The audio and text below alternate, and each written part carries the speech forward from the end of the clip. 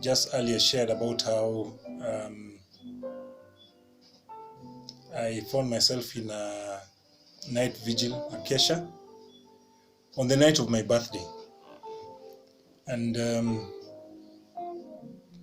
I met someone whose experiences had actually been like mine. This guy was the leader of the fellowship that I was going to attend. And interestingly, this guy had actually been a DJ like me. He had been into sports, like I'd been into sports. He was married, he was quite a pleasant guy, and he and his wife seemed very happy together. And I remember when I was in that particular fellowship, I was telling myself, if I were ever to have, a house, a wife, a family, this would actually be it for me. This is what I'd really want to have. So it was very easy for this guy to actually speak to me. And there's only one thing that he said to me. He told me, what will you lose if you decided to, give Jesus a try?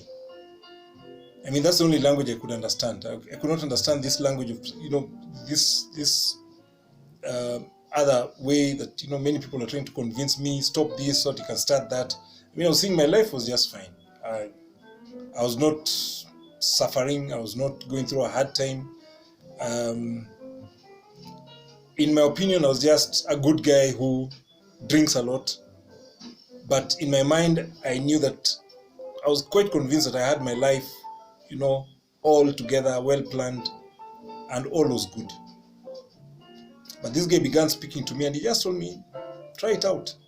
And the same verse that my brothers had shared with me, John 3:17, hit me again. That God sent his son, not to condemn the world, but through his son that the world may be saved.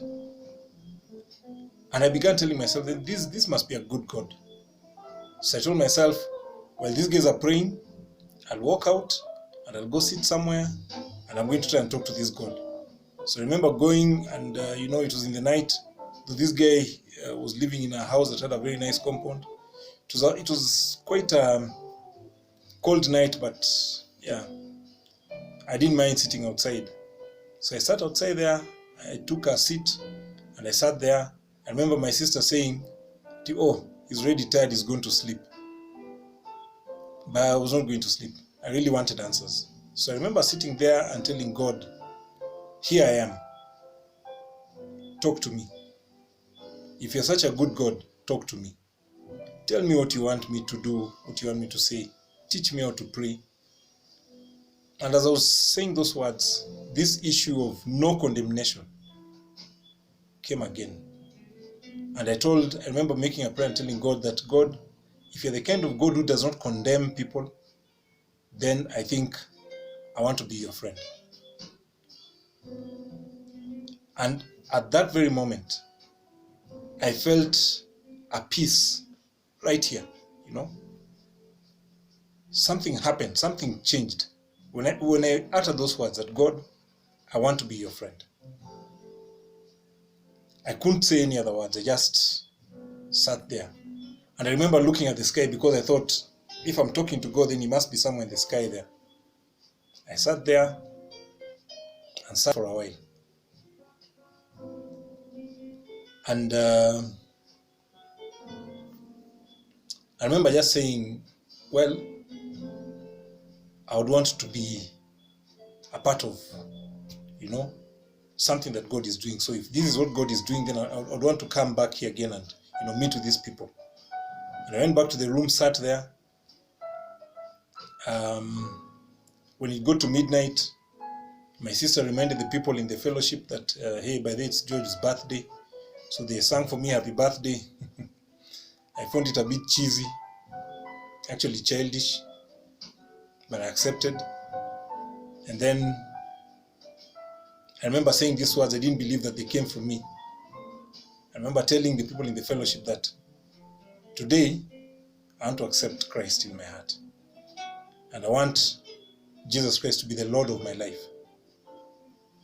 And my sister looked at me like, are you? Is this still you? Or I just, making a joke out of all this? But I was very serious. I didn't shed tears. I hear people say when I gave my life to Christ, I shed tears. I cried like a baby. I never cried like a baby. I never shed any tears. I just said I want Christ to be the Lord of my life. And my eldest brother, Willie, was curious. So he asked me, do you know what that means? And I told him, yes, I want to be a friend with someone who will not condemn me. I want to be a friend of a God who does not condemn, but a God who is able to send his only son to save me. A father who is able to do that. That's the kind of father I would want to have. Then I remembered also that, having lost my father at the age of 7, I never really knew how to relate to the father.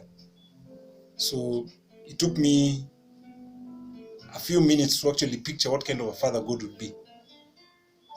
But I remember telling myself, God, I'm a fun-loving person and I really want to have a lot of fun with you. That was